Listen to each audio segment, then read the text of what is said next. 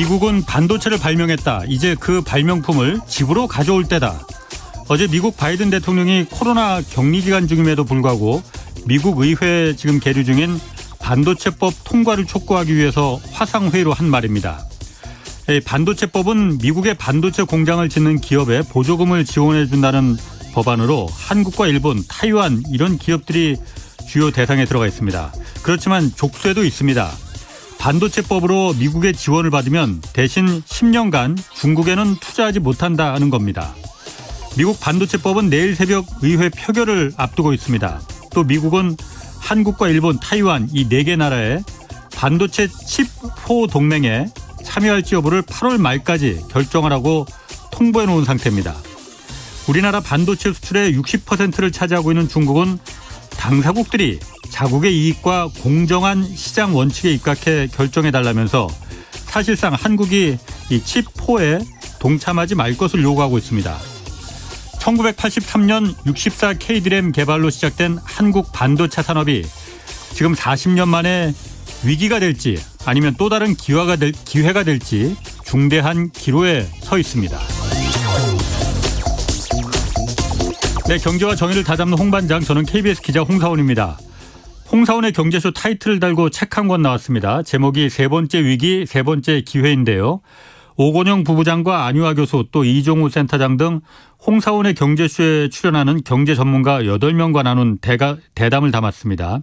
다음 주 금요일까지 매일 3분씩 추첨해서 드리는 중이니까 이 세계 경제 흐름 파악하고 또 다가올 경제 위기를 헤쳐나갈 그런 지혜를 담은 책 세 번째 위기, 세 번째 기회를 받고 싶은 분은 짧은 문자 50원, 긴 문자 100원이 드는 샵 9730으로 문자 보내주시기 바랍니다. 자, 홍사원의 경제쇼 출발하겠습니다. 유튜브 오늘도 함께 갑시다.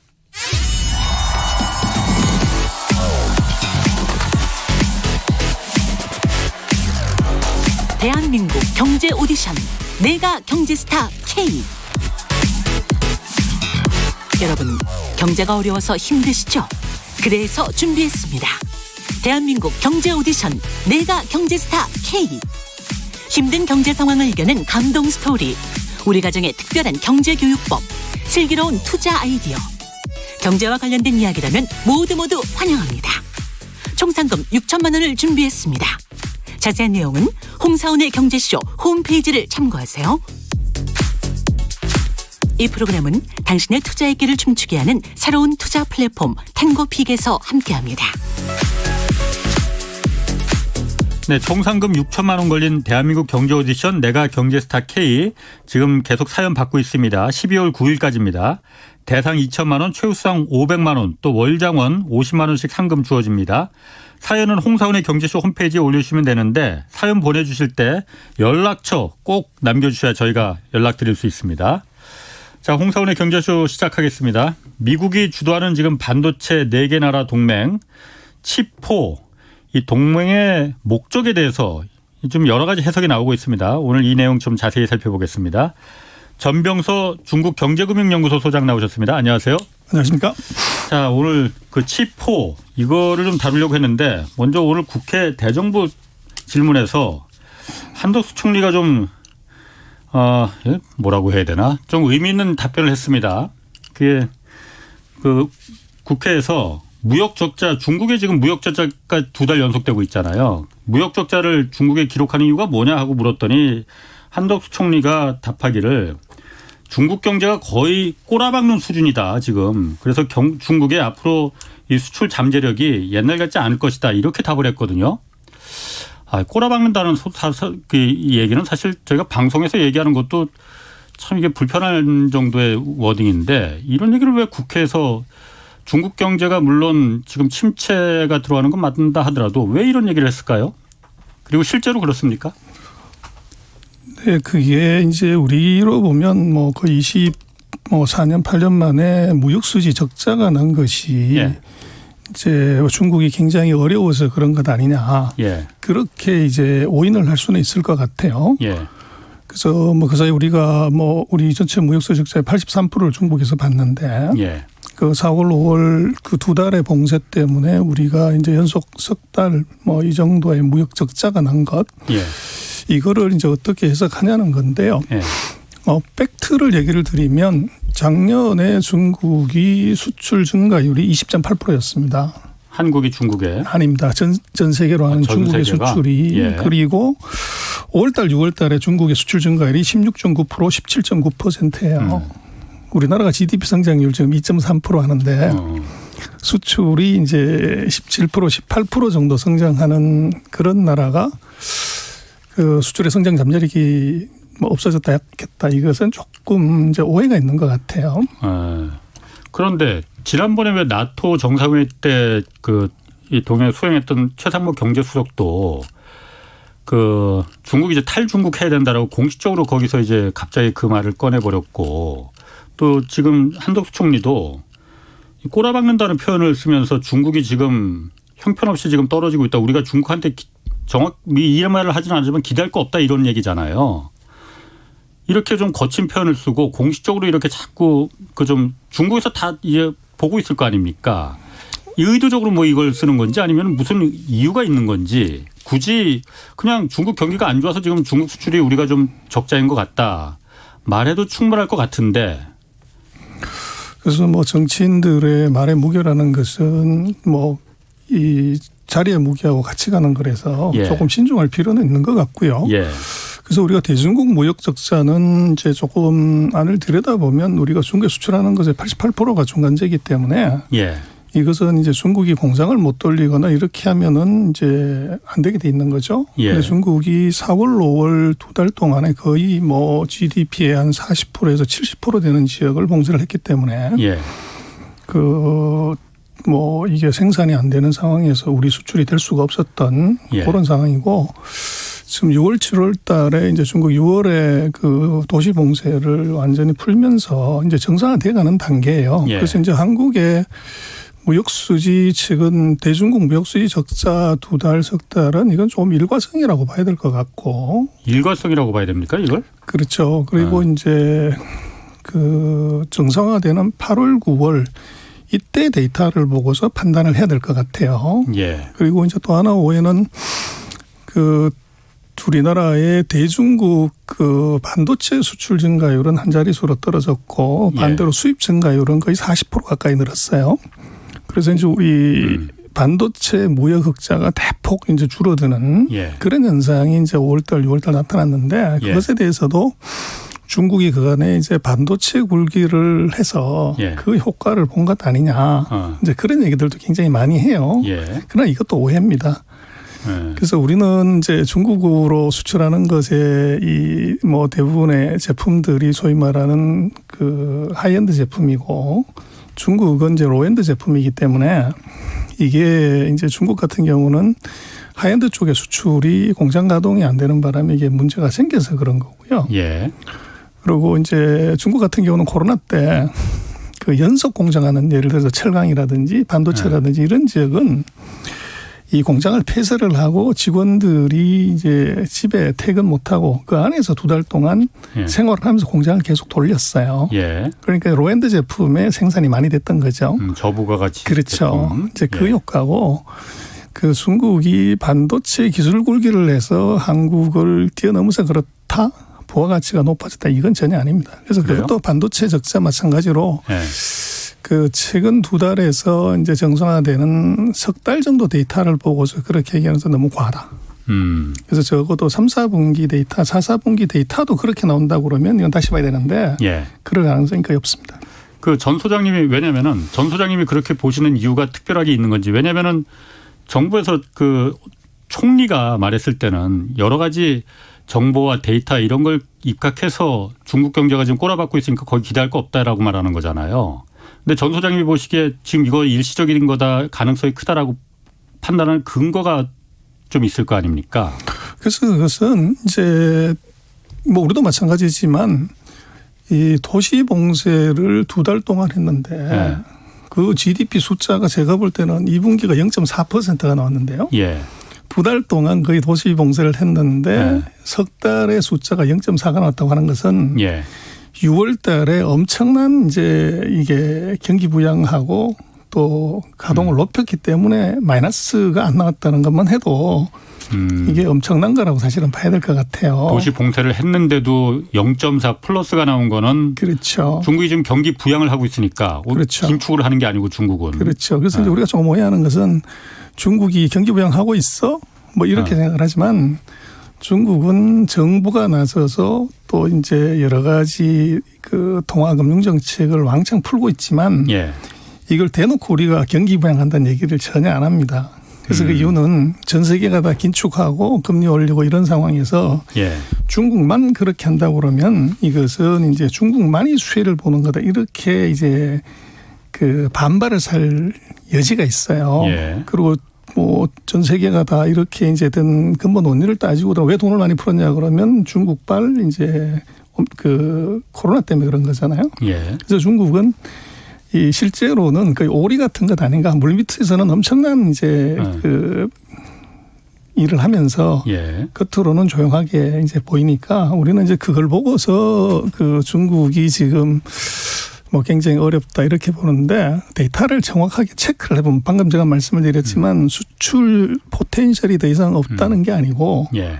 작년에 20% 지금 금년에도 문제가 됐다고 하는 달에 17, 8% 수출 증가율이 이제 벌어지고 있는데 이것이 성장 잠재력의 수출 그로스 포텐셜의 상실이다 이렇게 판단하기는 조금 어렵죠. 그렇군요.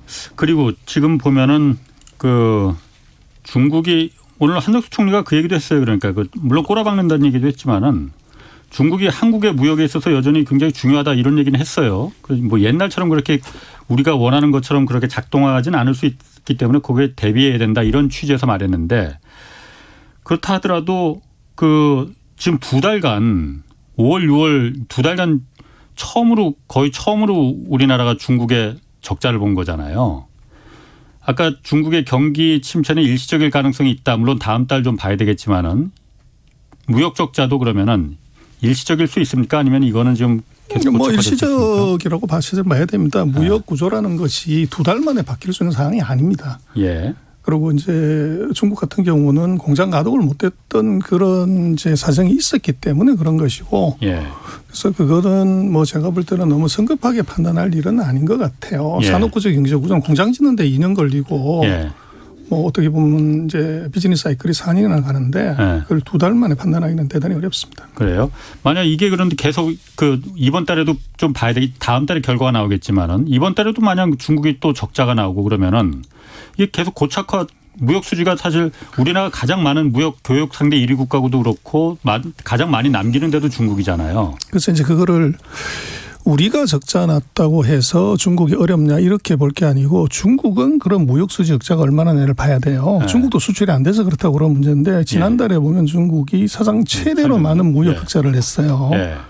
그래서 중국이 수출이 안 돼서 그런 게 아니고 예. 우리 경쟁력의 문제죠. 우리 또 경쟁력. 냉장에 들어가 보면요. 네. 그리고 한국과 중국의 그 산업 구조에서 예.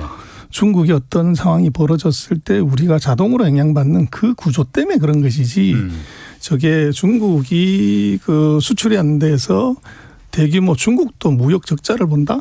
그러면 이제 make sense 하죠. 그렇지 않다는 겁니다. 그러면은 지금 그 얘기를 많이들 하십니다. 그러니까 한국과 중국의 무역 구조가 지금까지는 한국이 중간재를 중국에 수출하면 중국이 이제 그걸 뚝딱뚝딱 이제 조립해서 완제품을 수출하는 형태였잖아요.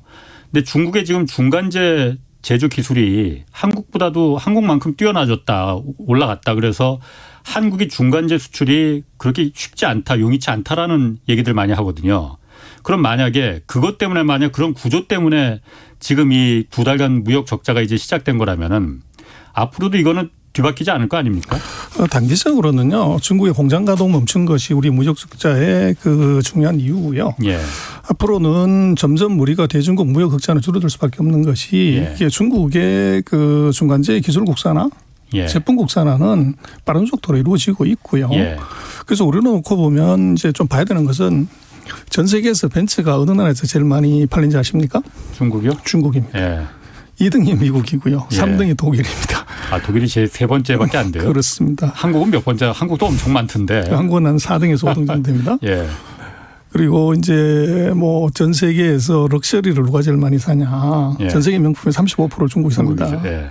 그래서 전 세계 자동차, 핸드폰, 이제 럭셔리를 가장 많이 사는 나라가 예. 지금 중국이라는 거죠. 아하. 그래서 예. 그렇게 보면은 우리의 선택은 지금까지 왔던 중간재가 아니고 예. 소비자를 얼마나 빨리 전환하냐. 예. 이게 우리의 진짜 과제인데 그 사이 우리는 이제 중간재 파는데 너무 탐닉하다가 이 소비재 시장이 저렇게 세계에서 가장 커지는 시장에 바로 옆집에 있으면서 우리가 브랜드하고 퀄리티하고 제품을 개발 안 했다는 것이 이게 뼈아픈 이제 우리 맞습니다. 실수죠. 맞습니다. 그 부분 맞습니다. 자, 그거하고 이제 본론 오늘 원래 좀 그 중요하게 하려고 했던 거 반도체 칩4 동맹. 일단 먼저 오늘 자정 무렵에 그 미국 반도체법 표결이 진행된다고 해요. 시작된다고. 뭐 바이든 대통령이 코로나 격리하는 와중에도 이거 좀 통과시켜야 된다고 화상회의까지 열었다는데 일단 이 법이 반도체법이 뭡니까 간단하게? 제가 볼 때는 중국이 동아시아로 일본, 한국, 대만, 중국으로 넘겼던 반도체 산업의 리쇼어링 프로젝트다. 리쇼어링, 미국으로 다시 들여오겠다. 그렇죠. 내재화를 하는 그 프로젝트로 보여지고 그래서 40년 전에 집 나간 산업을 다시 불러들이는 데는 돈을 갖고 흔드는 거죠. 돈을 그래서 갖고. 520억 불을 흔들면서 중국 미국의 공장을 짓게 되면 520억 불의 보조금을 주겠다. 그렇게 이제 유혹을 하는 것이고. 그래서 뭐 이것이 미국으로서는 기술은 이제 세계 최고지만 생산을 하지 않는다는 것이 이게 이제 코로나 사태, 우크라이나 사태, 미중 전쟁 이 세 가지가 이제 터지면서 지금은 기술이 중요한 시대가 아니고 이게 제품이 중요한 시대가 와버린 거죠. 그래서 이것을 당장 이제 해결하려고 하면은 그게 쉽지 않기 때문에 결국은 이제 미국의 영향이 큰 동아시아 3개국을 묶는 거죠. 묶어서 이제 어떻게 보면 편을 짜서 중국을 봉쇄하는 그런 전략으로 보이지만 제가 볼 때는 표면상의 이유는 중국으로 봉쇄하는 것이고 또 4개 나라가 동맹을 한다고 하지만 객관적으로 봤을 때 현재와 같은 상태에서도 미국의 기술력이면 중국을 봉쇄할 수가 있습니다. 그런데 이게 지금 전 세계 기술 장비 생산 이것 하는 4개의 기업을 다 동맹으로 만든다는 것은 이것은 굳이 그렇게 할 필요도 없는데 그래서 그렇게 하는 이유는 다른 이유가 있는 것 아닌가. 그래서 그것은 바로 명분은 중국 봉쇄고 실질적으로는 집 나간 반도체 산업을 미국으로 다시 불러들이기 위해서 이것이 이제 각 분야별로 이제 그 각국의 기업들을 그 보조금으로 볼모를 잡는 거죠. 그러니까 지금 반도체법하고 그 오늘 이제 그 표결에 들어가는 반도체법이라는 건 미국 내 반도체 공장을 지으면은 미국 기업이든 외국 기업이든 보조금 많이 주겠다. 한 520억 달러 우리가 좀 예산 배정해 놓겠다라는 거고 그래서 그걸 유인책으로 쓰는 거고 칩4 동맹이라는 건 별개잖아요, 지금. 일단 그런데 이게 둘 다 연결되어 있는 거군요. 그렇습니다. 그래서 이제 칩4 동맹들이라고 해도 실제적으로 미국이 포커스하는 것은 대만과 한국입니다. 그렇겠죠. 그래서 일본은 생산 시설이 지금 거의 없기 때문에 그렇고 지금 이제 우리 핸드폰이나 고성능 제품에 들어가는 5나노 이하는 TSMC, 삼성 딱 2개의 회사만 만들 수가 있어요. 그래서 이 2개 회사를 미국으로 가져와서 생산 기지를 거기 만들자고 하는 것이 이게 반도체법의 사실은 핵심이고 또 칩4 동맹 마찬가지로 그 칩4 동맹에 들어와 있는 기업들이 거기에 다 그대로 포함이 돼 있는 거죠. 그래서 이것을 이제 묶으려고 했을 때 그 방법으로 놓고 보면 그런 이제 국가적인 동맹을 만들었을 때 개별 기업의 여지가 굉장히 줄어드는 문제가 있고 또 이게 이제 대의 명분이 굉장히 중요하죠. 그래서 중국을 봉쇄한다고 하는 대의 명분하고 또 미국으로서 리쇼링을 시키는 실리가 2개가 다 같이 여기에 이제 포함이 돼 있습니다. 그러면 지금 사실 우리가 이제 그 반도체를 메모리 반도체에서는 우리가 뭐 거의 독점적인 시장을 기술을 갖고 있으니까 이걸 미국이 중국한테는 이제 이 팔지 말고 우리끼리만 이거 다 쓰자, 팔고 사자 하는 쉽게 말하면 그 상태가 돼버리니까 그렇습니다. 이 치포 동맹에 지금 다음 달까지 가입할지 안 할지 통보를 알려달라라고 좀 통보를 한 거잖아요. 이거 가입 안 하면 중국이 또 사드 때처럼 보복하지 않을까 그런 우려가 좀 있고 우리나라 반도체가 또 워낙 중국에 수출하는 양이 많으니까 중국의 우려를 보복 우려가 있다는 점만 지금 많이 부각이 되는데 전 소장님 이게 그거보다 그 얘기도 좀 이따 하겠지만은 미국의 진짜 의도가 뭐냐 치포 동맹으로 엮으려는 그 부분이 좀 다른 생각이 있을 수 있다는 거죠. 제가 볼 때는 그게 훨씬 더 중요한 것 같은데요. 예. 그 중국의 보복보다는 예. 미국의 속셈이 더 무섭다. 예. 그렇게 얘기를 드릴 수가 있는데 지금 아까 홍 기자님 처음에 서두에서 말씀하셨지만 우리의 발명품을 예. 이제 다시 집으로 가져오겠다고 하는 것이 굉장히 큰 의미를 갖고 있습니다. 예. 그래서 바이든 대통령이 말한 말이에요. 그렇습니다. 그것이 그냥 이게 재밌으라고 한 얘기가 아니라는 거죠. 진짜 예. 속내인데 일본이 1985년에 이 메모리 반도체를 석권을 했을 때 예. 이제 미국이 어떻게 보면 이제 반도체 협정. 그렇습니다. 미일 반도체 협정. 그걸 이제 3번을 5년 예. 단위로 하면서 일본을 반도체 산업을 완전히 죽여놓고 예. 한국하고 대만을 키운 거죠. 예. 그래서 대만하고 한국은 미국의 영향력이 너무 센 나라이기 때문에 예. 생산을 어디서 하든지 문제가 없어요. 미국 입장에서는. 그렇죠. 그러나 지금은 그 문제를 더 이제 떠나서 놓고 보면 예. 이 두 개 나라도 결코 안심할 수 없다. 예. 그렇게 되면 미국으로서는 이제 세계에서 1등하는 반도체 회사를 이것을 미국으로 내재화하든지 아니면 새로운 대안을 만들 필요성이 있게 되는 거죠. 그러면 예. 다시 생각해 보면은 전 세계에서 누가 지금 1등하냐면 삼성이 1등을 합니다. 예. 그리고 이제 중국과 디커플링을 통해서 반도체 산업이 이제 어떻게 세계적인 변화가 있냐고 했을 때 미국 백악관이 의뢰를 한 보스턴 컨설팅의 예측을 보면 이것의 최대 수혜자는 예. 중국하고 반도체 디커플링에서 최대 수혜자는 한국이다. 이렇게 그 보고서의 결론이 나와 있어요.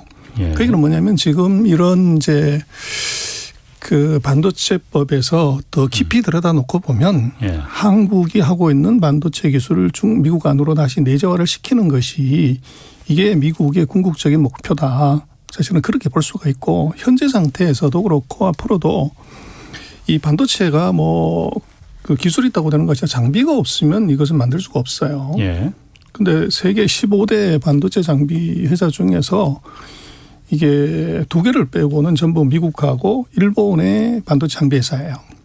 이걸 막아버리는 순간에 한국이든 중국이든 반도체 생산 자체가 안 되게 돼 있습니다. 예. 그래서 그렇게 놓고 보면 이것의 진짜 의도가 과연 이제 뭐냐를 우리는 조금 냉정하게 봐야 되고 또 이제 일본 같은 경우도 지금 보면 반도체 라인이 완전히 없어졌음에도 불구하고 최근에 TSMC하고 이제 협력을 해서 반도체 공장을 다시 짓기 시작합니다. 예. 그래서 그렇게 보면 미국 입장에서는 항상 센 놈을 키우는 것이 아니라 약한 놈을 여러 만드는 전략으로 가는 거죠. 그래서 한국이 지금 미국을 위협하는 정도의 수준에 와 있다고 하면 한국을 낮추고 반대로 대만이나 일본 미국말을 훨씬 더 잘 들을 수 있는 그런 반도체 국가들을 이제 어떻게 보면 레이징을 할 수 있는 예. 이제 그럴 가능성도 우리로서는 생각을 충분히 해야 됩니다. 그건 그냥 가능성의 얘기인 그렇습니다. 거죠. 가능성이죠. 그럼 아까 말씀하신 대로 미국이 이 1985년에 일본하고 미일 반도체 협정을 통해서 일본 반도체가 전 세계를 그야말로 거의 독점하다시피 하니까 그냥 강제적으로 죽인 거잖아요. 그래서 지금은 일본 반도체 산업은 명맥만 유지하고 있는 거잖아요. 그 사이를 이제 한국과 대만이 뚫고 들어와서 큰 거고 그러면은 아까 말씀하신 대로 미국 국가 내에 반도체 공장들을 들어와서 거기서 생산해서 안정적으로 이제 생산하는 거는 하더라도 그게 우리의 반도체 제조 기술이나 생산 기술이 미국으로 넘어가는 건 아니잖아요.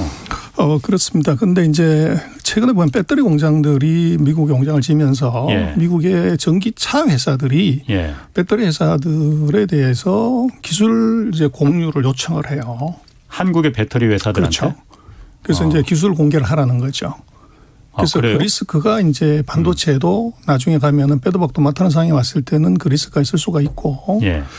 또 하나는 아까 말씀하신 이제 한국이 일본의 그 형태로 갈 수 있는 가능성이 있는 건 뭐냐 그러면 예. 지금 정말로 치포가 이게 영향력을 발휘해서 중국으로 반도체를 완전히 스톱을 시키게 되면 예. 지금 전 세계로 놓고 봤을 때 그 중국의 시장이 이제 중국만 보면 35%, 그다음에 이제 OEM 하는 것까지 합치면 63%가 중국이 반도체를 소비를 해요. 예. 그러면 이 시장이 없어진다고 하면 예. 이것이 그만큼 오버 캐패시티가 생기는 거죠. 예. 그랬을 때 그러면 가격에 대폭락이 있을 수 있고 예. 또 지금 그 5나노짜리 첨단 반도체 공장을 미국에다가 삼성도 짓고 인텔도 예. 짓고 TSMC도 짓고 예. 또 우리 삼성이 최근에 보면 2020년까지 첨단 반도체 공장을 뭐 한 11개 정도 미국에 짓겠다. 이제 물론 이제 그 텍스 베네핏 때문에 이제 그렇게 얘기를 한 거지만 예. 그렇게 됐을 때 미국이라는 시장이 중국이라고 하는 적어도 전 세계 소비에서 30%에서 6% 60%를 대체할 수 없는 팔 수 없는 시장이 되면 전 세계적인 반도체 오버 서플라이가 심각하게 나타납니다. 예. 과잉 그렇게 공급이. 되면 예. 가격 대폭락이 일어날 수밖에 없고 예. 가격 대폭락이 일어나면 생산업체는 죽어나지만 소비업체는 화장실에서 웃는 거죠. 그래서 미국으로서는 가격이 대폭락하게 되면 예. 미국의 IT 산업에서는 너무 좋은 일이고 예. 반대로 생산하는 업체들의 경우들은 투자금을 해서 못하는 캐시플로가 굉장히 나빠지는 이제 이런 상황이 나타날 수가 있는 거죠. 그 상황을 일부러 미국이 만들 이유가 미국의 소비업 제조업체들을 소비를 위해서 그 상황을 만든다는 건 너무 좀 나간 거 아닌가요? 그래서 소비업체가 아니라 예. 기술을 이제 미국 안에다가 가져다 예. 놓고 예. 이리 하는 회사들의 힘을 빼는 것의 방법 중에 하나는 이제 생산 캐파 자체를 조절시키는 거죠. 일본이 왜 이제 그런 문제가 생겼었냐 그러면 생산의 캐파를 늘리거나 이런 것들은 반드시 미국의 퍼미션을 받게 그랬죠. 만들었고 예. 반도체라는 게 생산량이 2배가 되면 원가가 33% 떨어지는 러닝커브 이익가 작용을 하는데 예. 이거를 이제 못하게 했던 거죠. 그래서 지금도 역으로 생각을 하게 되면 미국이 이제 시장 규모는 크지 않은데 예. 중국이라는 거대 시장을 이것을 봉쇄를 했을 때 대체 시장이 없는 거죠. 그럼 그만큼의 공급 과잉이 생겼을 때 예. 자동으로 예를 들면 생산 캐파가 30% 줄어들면 원가가 또 올라가는 문제가 생기고 예. 그렇게 되면 선도업체일수록 이제 적자가 나게 되죠. 그렇게 되면 힘이 점점 약해질 수밖에 없는 미래를 위한 투자 자체도 이제 안 될 거고 이제 그런 문제가 생기죠. 그런 부분에서 그런 부분의 가능성도 미국이 그런 부분을 지금 염두에 두고 있는지 없는지는 모르겠지만은 그것도 이제 그 전 소장님 그 여러 가지 가능성 있는 시나리오 중에 하나고 그렇습니다. 그 부분도 좀 대비는 좀 해둬야겠네요. 그렇습니다. 이 부분이 그럼 치포라는 게 지금 뭐 다들 그렇게 얘기는 하거든요. 우리가 미국의 요구에 그 거부할 수는 없을 거다. 다만 이제 중국이 워낙 시장이 크니 그 미국의 요구를 거부할 수는 없고 그 치포 동맹에 참여는 해야 될 텐데 중국을 어떻게 해야 되느냐 이 부분만 지금 얘기를 하고 있는데 만약에 한국이 치포 동맹을 우리 안 할래 해버리면은 어떤 불이익이 생기는 겁니까? 당장 이제 문제가 되는 건요. 네. 지금 이제 5나노나 3나노 쪽에 이제 반도체를 생산하려면 장비가 필요합니다. 네. 그 장비를 못 구하는 거죠. 장비가 다 미국 장비인가요? 그러면? 미국하고 일본 장비죠. 그래서 치포 동맹에서 예. 이제 한국을 배제시켰을 경우에 우리는 당장 예. 첨단 반도체 증설이 안 되는 문제가 바로 생기기 때문에 우리는 가입 안 할 수 없다. 예. 그다음에 말씀하신 것처럼 그렇게 되면 중국이 엄청난 보복이 있지 않겠냐고 그러는데 예. 제가 볼 때는 치포 동맹은 국가가 동맹을 이제 만드는 것이지 기업도 거기에 사인하는 건 아니에요. 예. 예. 그래서 그렇죠. 지금 이제 제가 볼 때는 이것이 치포 동맹에 가입하더라도 예. 시간 여유가 충분히 있고 예. 또 이제 같은 동조자를 많이 구할 수 있는 것이 아까 말씀을 드렸지만 중국이 전 세계 반도체의 순수 중국 안에 소비가 35%, 전 세계적으로는 OEM까지 합치면 63%예요. 예. 그리고 반도체 장비 역시 작년에 세계 최대 구매 시장이 중국이었습니다. 예.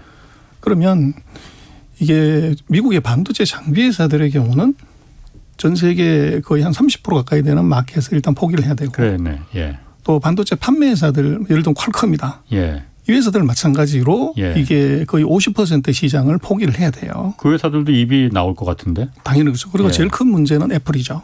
그래서 애플은 뭐 전체 뭐 아이폰 시리즈의 90%를 중국에서 만드는데 예. 이게 반도체를 못 구하게 되면 애플의 예. 매출액이 90% 감소할 수 있어요. 예. 그렇게 되면 나스닥이 주가가 이게 정말로 형편없이 떨어질 수 있는 리스크가 존재하기 때문에 예. 그래서 이제 그 기업의 입장에서는 예. 정부가 팔 비틀어서 자살골로라고 하는 거 아니냐 이 법안 자체가. 예. 그래서 이제 이 기업들이 반대를 하는 거죠. 예. 그리고 이제 주가가 그렇게 대폭락을 했을 때 경영진들의 입장에서는 어떡할 거냐. 그런 문제가 있기 때문에 제가 볼 때는 미국 같은 경우는 정치적인 액션하고 기업들이 이게 액션하는 자본시장의 힘하고 싸움일 것 같아요. 예. 그래서 자본시장의 힘이 정부가 이게 무리하게 들어갔을 때 이것에 제동을 걸어버리는 그 현상이 나타날 수가 있고 예. 우리로서는 충분히 그 시간 동안 이 시간도 벌고 또 미국의 예를 들면 이제 그 반도체 장비 회사들 애플 뭐 이런 회사들이 이게 당장 문제가 되는데 그 액션에 이제 그대로 동조할 거냐 절대 그렇지 않다는 거죠. 그래서 그 문제가 있고 또 중국이 우리를 어떻게 보복을 할 거냐 하는 문제가 있지만 제가 볼 때는 이 미국이 뭐 동맹을 가입을 했을 때의 장비로서 공격을 할 수 있지만 중국으로서는 제가 볼 때는 반도체 산업을 공격할 가능성은 없어 보여요. 그래서 아까 말씀하셨지만 우리가 메모리 반도체를 전 세계 시장의 72%를 공부를 하고 있기 때문에 예. 이걸 건드렸을 때 노트북, 핸드폰, 디지털 TV에 들어가는 메모리 자체가 그런 공장을 70%를 이론상으로 세워야 된다는 얘기예요. 예. 그래서 그럴 가능성은 거의 없고 오히려 제가 볼 때는 이제 한국이 가장 아파하는 반도체가 아닌 중국이 타격받지 않고서 오히려 중국이 더 경쟁력을 높일 수 있는 아이템을 제작할 가능성이 있어요. 예를 들면. 그래서 예를 들면 우리가 요소수 사태 때 아주 뭐 고통받았잖아요. 예. 근데 우리로 보면 중국하고 지금 경쟁 관계에 있고 우리가 우위에 서 있는 게 두 가지가 있습니다. 하나가 LCD 중에서 OLED. 예. 또 하나가 배터리죠. 예. 그래서 이것은 중국하고 우리가 경쟁 관계에 있고 예. 문제는 이제 이 두 개 품목에서 원자재 예. 이것은 중국의 의존도가 뭐 40% 90% 이렇게 되기 때문에 이걸 건드리게 되면 우리로서는 더 아픈 이제 그런 상황이 벌어질 수가 있는 거죠. 그래서 제가 볼 때는 뭐 치포 동맹을 가입한다고 해서 미국이든 중국이든 반도체를 가지고 한국을 심하게 제재하거나 이럴 가능성은 단기적으로는 없어 보여요. 그러나 우리는 이 중국하고의 관계에서는 반도체 이외 품목에서 이제 돌이 날라와서 맞을 수 있는 이제 그 가능성을 이거를 뭐 주의를 해야 될 것 같고 오히려 그 미국의 치포 동맹은 우리로서는 첨단 산업, 첨단 반도체에서 우위를 계속 유지를 하려면 신공장, 첨단 공장을 지속적으로 지어야 되기 때문에 예. 이것은 이 동맹에서 빠지게 되면 예. 그 기술 경쟁에 대열에서 탈락할 위험이 있습니다. 그러나 가입한다고 하더라도 예. 이것이 미국의 반도체 기업, 반도체 수요 기업, 반도체 장비 기업들이 삼성이 악유하지 않더라도 예. 자기 정부하고 내고하고 충분히 그럴 수가 있다는 거죠. 아까 그러면 그 예를 들어 치포 동맹이나 이쪽에 우리가 그 가입 동맹에 참여한다고 하더라도 중국이 반도체가 자기들이 필요하니 반도체를 갖고 보복하지는 않을 테고 야 우리 이제 한국 반도체 안 쓸래 이렇게는 할 수가 없을 테고 말씀하신 대로 배터리나 OLED나 이런 부분들은 중국과 한국이 지금 거기 한참 지금 경쟁 중이에요. 그렇죠. 그런데 한국이 조금 더 기술적으로 우위에 있잖아요. 이런 데를 OLED도 배터리는 그렇다고 알고 있는데 OLED 원자재도 중국이 많이 갖고 있나 보죠. 그렇죠. 전 세계 뭐 거의 모든 원자재들 특히 이제 히토리오 이것들은 뭐 전 세계 90%를 중국이 공급하기 때문에 그럼 이걸 갖다가 막아버리면은 중국의 그러니까 그 보복도 효과적으로 할 수 있을 뿐더러 중국의 업체들을 더 성장시킬 수 있는 그렇습니다. 일석이조의 효과를 그렇습니다. 가질 수 있다 이거군요. 아 그래요. 그러면은 지금 그 반도체 법안하고 이제 그 이 치포 동맹하고 둘이 서로 연결이 돼 있을 것 같은데 그런 부분을 우리가 중국한테 충분히 설득을 한다 하더라도 그러니까 예를 들어서 야 우리가 그 치포에 동맹 가입하지 않으면은 우린 가입하기 싫은데 안 하면은 미국의 장비도 안 주고 그러면 중국 너희들한테 줄 팔 반도체도 못 만들어. 그러니 우리가 어쩔 수 없이 여긴 가입을 해야 돼. 이렇게 설득을 할 수는 있을 것 같아요. 그런데 그렇게 하고 또 반도체 법안 따라서 우리가 지금 미국에 많이 투자하고 있잖아요. 삼성이나 SK 하이닉스도 지금 뭐 22억 달러 투자한다고 어제 발표를 했어요. 그러면은 반도체 법안에 그 가드레일이라는 게 있더라고요.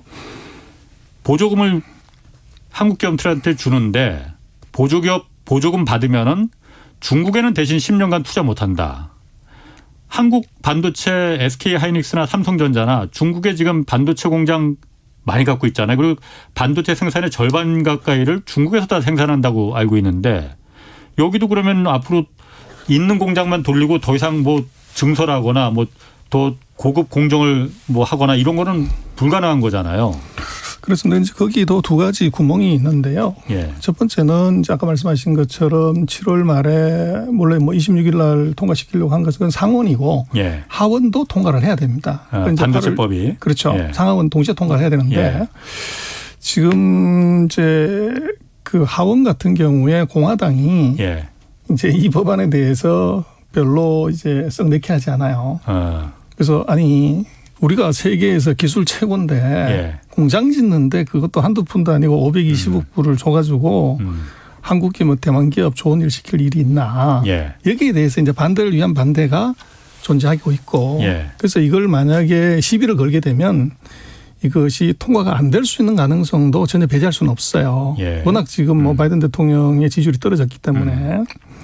그리고 이제 만약 그대로 갔다고 하면은 그 지지부진한 상태로 가면 11월 달에 중간선거가 있는데 여기서 지금 상원이 보면 미국이 이제 민주당이 48석에 예. 무소속 2명이에요. 예. 그래서 거기서 한 명만 이제 문제가 돼도 이건 안 되고 예. 민주당 같은 경우도 보면 지금 그 중간선거 예측치를 보면 바이든 대통령 지지율이 워낙 낮아가지고 예. 하원에서도 이번 선거에서는 공화당이 승리할 가능성이 대단히 높아 보여요. 예. 그렇게 되면 이것이 지지부진해질 수 있는 가능성 하나 있고요. 예. 그다음에 이제 그 가드레일 조항 같은 경우도 예. 여기에 이제 지금 이번 반도체법에 포함되는 것도 이것이 모든 반도체를 다 제외시키냐 그게 아니고 예를 들면 이제 14나노 이상 요것은 예외로 한다. 그 레거시 제품들은 좀 질 떨어지는 그렇죠. 저부가 가치 그렇죠. 반도체는 예외로 한다. 그래서 예. 그걸 막아버리면 예. 이 미국이 필요로 하는 노트북, 핸드폰, 디지털 TV, 자동차 예. 여기 칩이 안 나올 수가 있는 거죠. 예. 그래서 14나노 이상은 제재하지 않는다고 하는 그게 조항 자체를 10나노 이하만 이제 가드레일 조항에 집어넣겠다. 예. 이제 아직 그 법안이 오픈돼 있지 않아서 뭐 볼 수는 없는데 예. 그럴 가능성이 있어요. 있으면 우리로서는 이제 삼성이나 뭐 하이닉스 같은 경우가 장기적으로 증설을 하는 데는 문제가 생기지만 예. 그게 이제 그런 그 안에 내용을 보면 근데 지금도 예. 그런 반도체법을 만들기 전에 예. 지금 미국이 그 상무부 규정에 이제 놓고 보면 엔티티 리스트라는 것이 있어가지고 미국 기술 20% 이상 들어가고 뭐 이제 이런 건데 거기서 10나노 이하의 그 장비 기술 뭐 이런 것들은 중국으로 못 팔게 돼 있어요. 지금도. 그렇죠. 예. 예. 그래서 그게 이제 이번 법에서도 마찬가지로 그 규정을 준거한다고 하면 예. 사실은 그 안에 또 빠져나갈 구멍이 또 존재한다는 거죠. 예. 그래서 이거는 이게 미국이 생산을 갖고 있지 않기 때문에 이게 한국하고 중국 대만이 생산해 주지 않으면 당장에 이제 문제가 되기 때문에 예외 조항을 만들지 않을 방법이 없습니다. 그렇군요. 그런데 그 중국이 사실 반도체 기술이 굉장히 떨어져 있잖아요. 중국이 뭐 인공지능이나 뭐 그 다른 거는 굉장히 앞서 그 발달해 있는데 반도체는 의외로 굉장히 거기 투자를 안 해서 그런 건지 의외로 굉장히 떨어져 있더라고요. 그런데 어젠가 오늘인가 기사 보니까 중국 SMIC라는 반도체 회사 있잖아요. 대만의 그 TSMC 같은 파운드리 회사 여기서 7나노 반도체를 생산해서 중국의 그 컴퓨터 업체, 전자 IT 업체 그 납품했다라는 기사가 나왔더라고요. 그런데 7나노 제품이라는 게 그 아주 초미세 공정, 고급 반도체 진입하는 그 문턱에 해당되는 그라고 그러더라고요. 그래서 이거를 7나노를 갖다가 성공했으면은 중국이 나름대로 반도체 굴기 이게 어느 정도 좀 효과를 거두고 있는 거 아니냐. 그리고 또 하나 궁금한 게 그러려면 정말 아주 그 뭐라고 하나요? 노광기라고 있잖아요. 네덜란드 ASML이라는 회사에서 독점적으로 공급하고 있는 거. 이게 있어야 될 텐데 이거 지금 중국으로 반입 못하게 돼 있잖아요. 어떻게 했을까라는. 저는 뭐 그 답은 아주 심플한 게요. 그게 진짜냐 아니냐는 SMI 주가를 보면 된다. 가짜예요 그러면?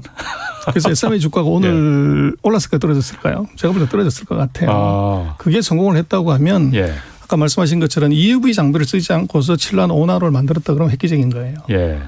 그러면 주가가 가장 먼저 반응을 하게 되죠. 그런데 이제 이게 지금 SMIC가 얘기하는 7나노로 하는 것이 2021년 7월 달에 그 SMIC의 경영진들끼리 싸움이 벌어졌었어요. 거기서 양멍성이라고 우리 삼성전자에서 임원을 하던 친구가 원래는 TSMC에 일하다가 우리 삼성으로 왔다가 이제 SMIC로 옮겨간 거죠. 그 친구가 이제 새로운 부회장을 하나 스카웃을 했어. 했는데 자기한테 얘기를 안 하고서 이제 했다고 그래가지고 화가 나서 사표를 냈어요.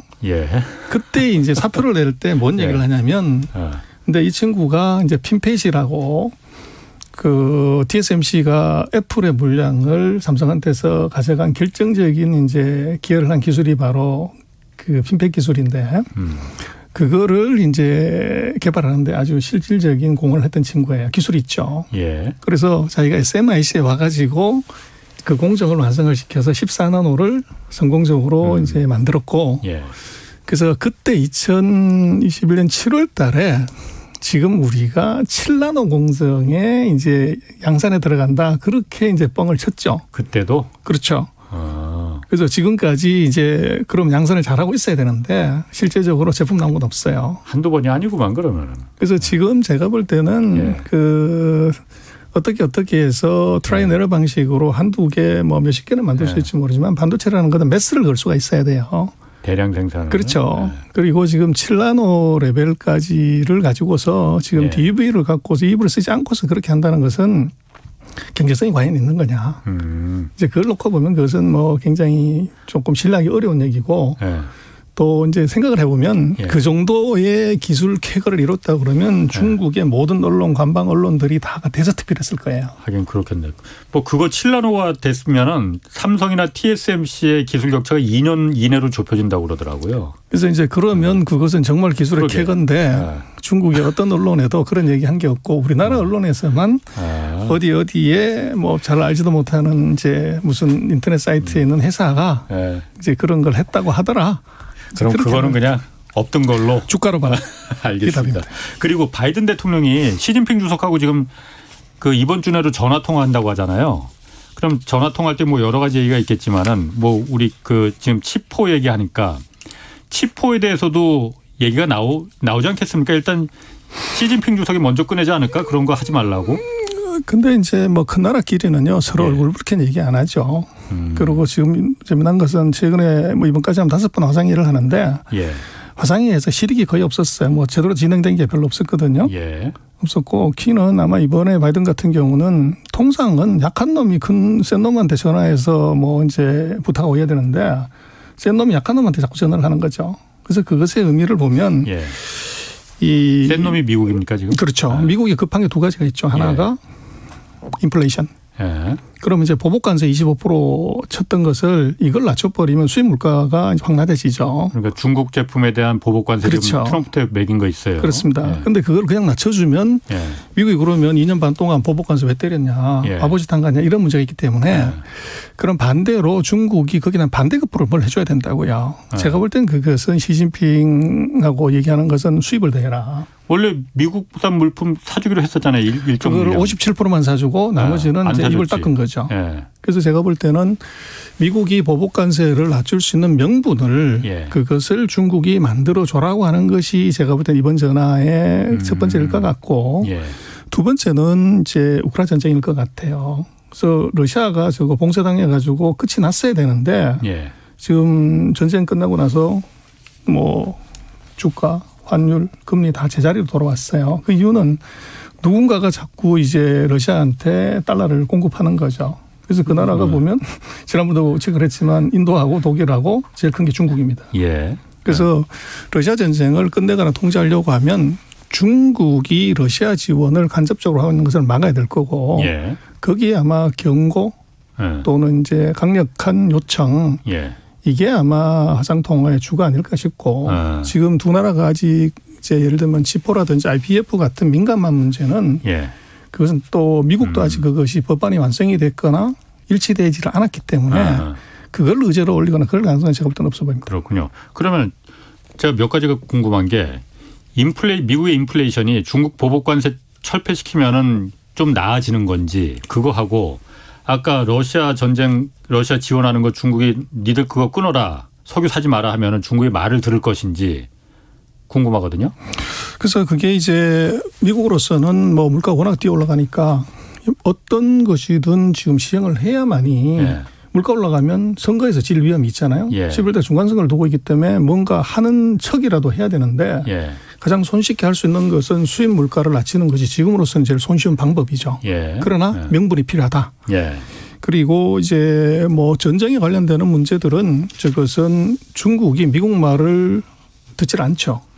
듣질 않는데 제가 볼 때는 적어도 이제 이 회담을 할 때 미국이 부탁만 하는 걸로 가게 되면 그 면이 서질 않는다고요. 예.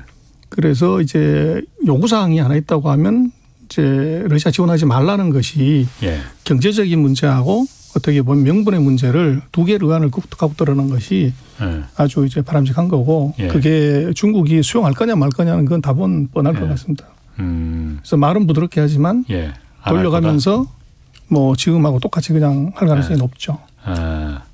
지금하고 똑같이 그냥 하면은 미국은 그냥 바라보고만 있을 수밖에 없는 거예요.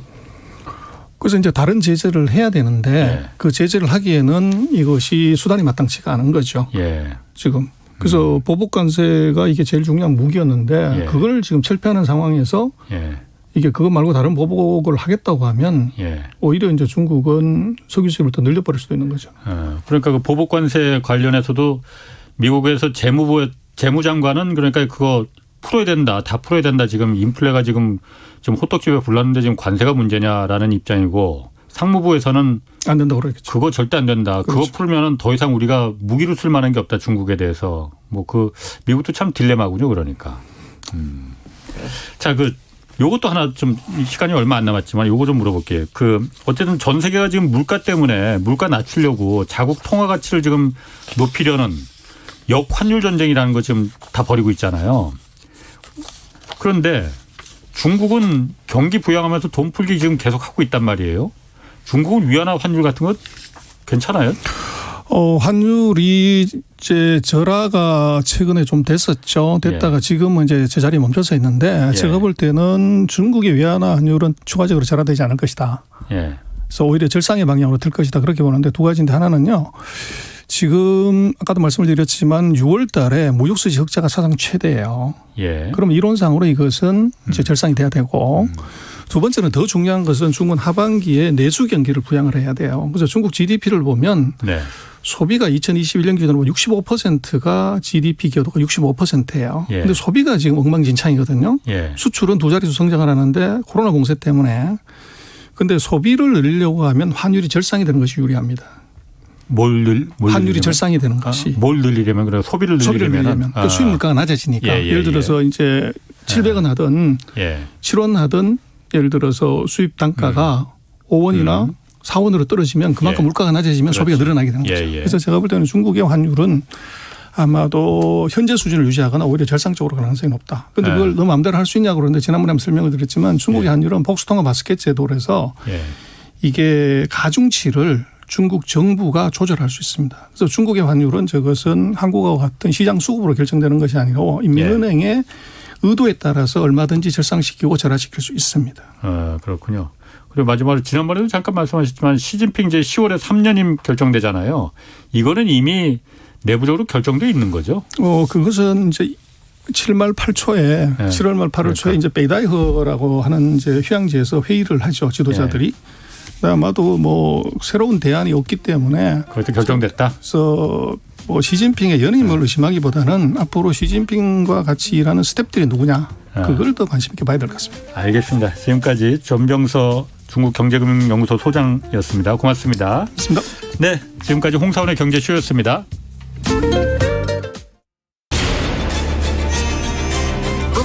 K 드라마 And the Oscar goes to